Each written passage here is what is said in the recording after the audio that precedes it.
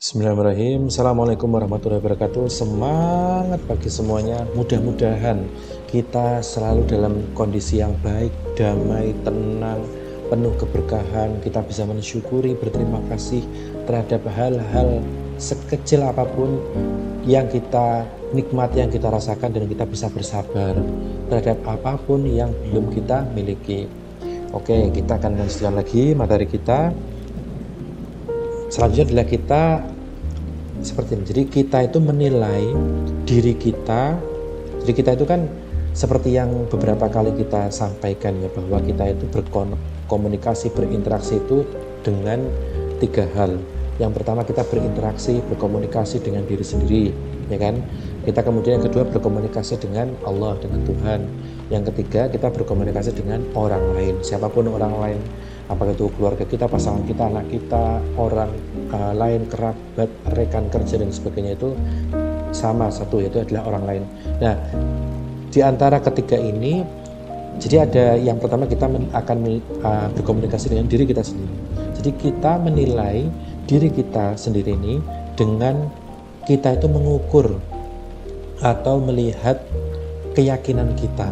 Jadi kita tuh menilai diri sendiri itu dari mana? Dari keyakinan kita, teman-teman sekalian. Jadi kita tuh betul-betul nih ya, keyakinan kita tuh kan boleh dikatakan naik turun ya. Umumnya orang itu naik turun. Tapi kita boleh melihat ya, kalau orang-orang yang memiliki kesuksesan yang tinggi, itu mereka itu sangat yakin.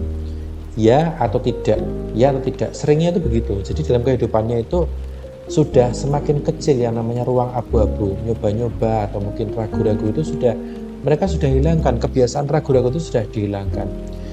Kalau misalkan ya kemudian melakukan sesuatu itu, kalau enggak ya enggak. Kalau ya ambil konsekuensinya, pahami risikonya dan sebagainya. Kalau enggak ya kemudian mundur dan sebagainya. Jadi orang-orang sukses, orang-orang yang memiliki kebermanfaatan yang sangat besar itu, mereka itu menilai dirinya mereka masing-masing itu dari keyakinannya, dari seberapa yakin mereka terhadap dirinya sendiri, seberapa yakin mereka terhadap misalnya informasi atau tindakan yang akan mereka lakukan. Jadi parameternya, caranya itu seperti itu, melihat dari keyakinannya. Nah, kita perlu belajar nih bahwa keyakinan itu memang harus terus kita pupuk ya. Tidak masalah kalau misalkan kita menilai sesuatu itu dari hitam dan putih, tidak masalah. Dalam arti bukan kita menghakimi orang lain, bukan ya, kita melihat diri kita sendiri aja. Jadi kita yakin atau nggak yakin. Dalam arti kalau nggak yakin itu ya berarti ya kita tinggalkan. Jadi nggak ada ragu-ragu, yakin nggak ya, yakin ya, jangan.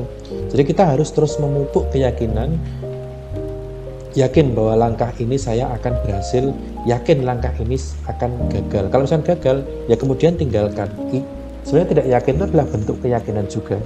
Tapi kita akan berpindah dari satu hal, satu keyakinan ke keyakinan yang lain. Ujungnya tetap sama, kita harus mencari keyakinan, kita harus mencari rasa yakin. Kalau kita nggak yakin, tinggalkan. Jangan ada keraguan, jangan ada setengah-setengah, jangan ada khawatir ini gimana, kita hanya menerima keyakinan itu separuh. Jangan, kita harus melangkah yang yakin, yang mantap gitu. Kita ngambil, tahu resikonya, tahu konsekuensinya, tahu kemudian nanti ada apapun ya, keberkahan atau apapun hal yang bahkan risiko dan sebagainya, kita harus paham. Nah, jadi kita menilai diri kita sendiri itu dari mengukur dari apa yang kita yakini. Kemudian orang lain itu menilai diri kita. Orang lain menilai diri kita itu dari apa yang kita lakukan. Jadi orang lain itu tidak bisa serta-merta menilai keyakinan kita, nggak bisa. Orang lain nggak bisa serta-merta, oh ini orang itu ragu, orang itu yakin, nggak bisa, teman-teman. Orang lain itu hanya bisa menilai diri kita atau menilai orang lain yang lain itu dari apa yang dikerjakan. Jadi kalau misalkan kita yakin, itu orang lain bisa tahu. Kalau kita ragu-ragu, orang lain juga bisa tahu. Kalau kita kemudian betul-betul mantap, orang lain itu akan lebih mudah untuk mencerna, kemudian bisa mengikuti kita dan sebagainya. Jadi kita memang perlu betul-betul menguatkan keyakinan dalam diri kita ya. Ini persoalan yang memang sangat mendasar, hal yang sangat mendasar yang perlu kita latih setiap hari. Yang perlu kita, ketika kita memang sudah paham, kita bersyukur. sehingga kapasitas kita semakin membesar, sehingga potensi kita semakin membesar, sehingga peluang-peluang kebaikan yang bisa kita kerjakan itu akan semakin banyak. Nah, ini adalah hal yang sangat-sangat penting, sangat fundamental untuk kita bisa melihat, oh ternyata kalau kita mau menilai diri kita sendiri itu kita lihat dari seberapa yakin kita. Kemudian kalau orang lain mau melihat diri kita itu bukan dari keyakinan tapi dari apa-apa yang kita kerjakan. Karena orang lain itu melihatnya itu kan fisik ya, dalam arti yang tampak. Kalau yang nggak tampak dari batin kita, pikiran kita itu nggak bisa.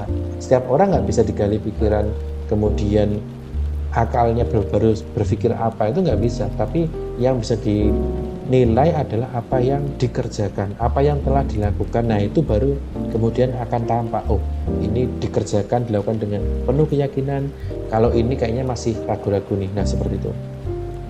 Kemudian yang selanjutnya adalah tentang masalah-masalah atau hal-hal yang akan kita temui selama perjalanan doa, selama perjalanan mencapai tujuan impian kita.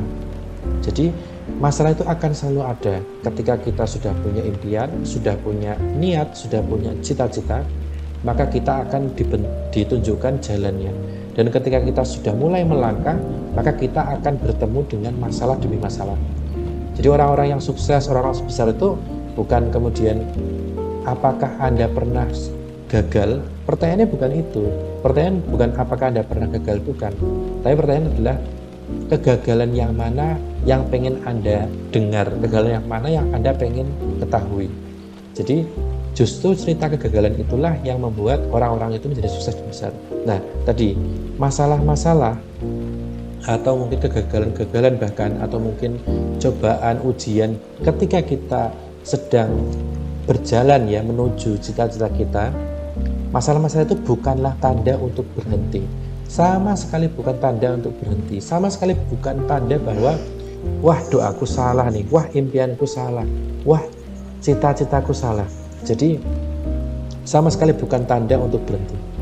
Tapi masalah-masalah itu mereka semua itu adalah petunjuk. Mereka semua adalah rambu-rambu. Mereka adalah pesan-pesan langit.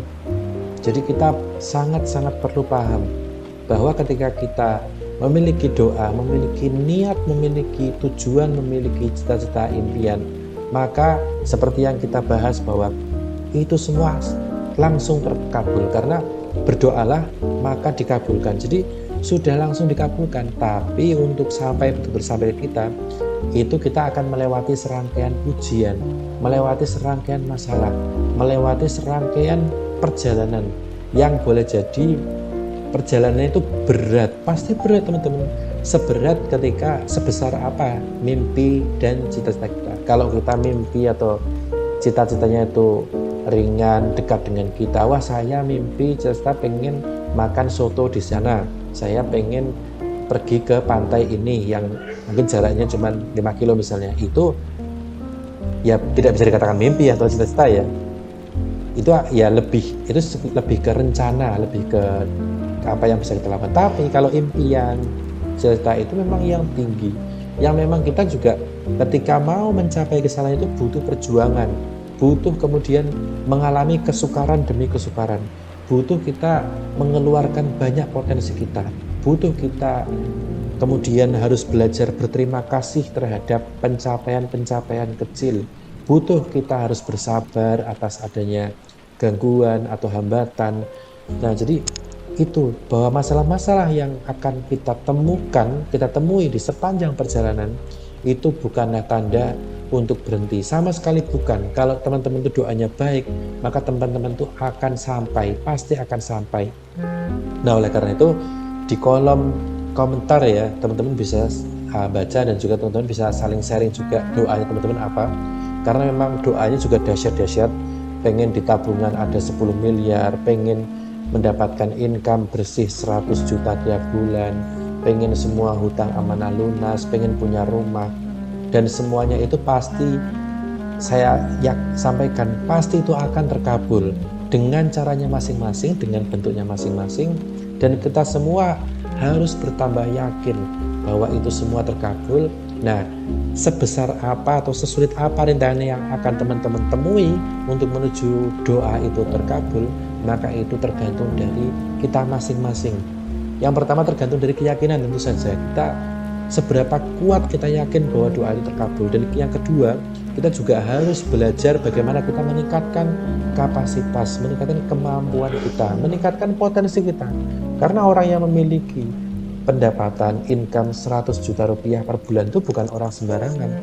Dalam arti orang yang memang sudah mampu mengelola banyak hal, kalau bisnis juga mampu mengelola bisnis dengan sangat profesional, dengan sangat baik, bisa melakukan riset pasar, bisa melakukan riset produk, kemudian bisa manajerial bisnis keuangan dengan baik, dan sebagainya. Nanti pelan-pelan akan kita bahas, dan itu mudah-mudahan akan semakin menguatkan keyakinan kita bahwa masalah-masalah itu bukanlah tanda untuk berhenti, tapi mereka semua masalah itu adalah petunjuk. Alhamdulillahirabbil alamin.